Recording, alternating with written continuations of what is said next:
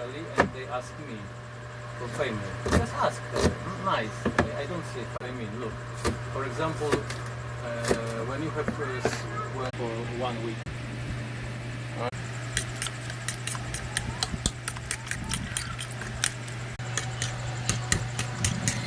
Luto pa tayo ng itlog. Simple lang po.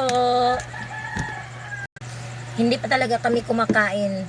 Ano pa, kaninang umaga? Anong oras na ngayon? Mag-alas 3:40 na po. Wala pa kaming breakfast. Nakukulangan po ako sa sa Bombay. Kasi konti lang pong linagay ko. Ito po. Ano po tayo, coffee. Dark coffee po. Sa mata. Naiiyak ako. Shake ulit tayo. Pagkatapos dito po tayo magluluto. Luto po tayo. Vlog po.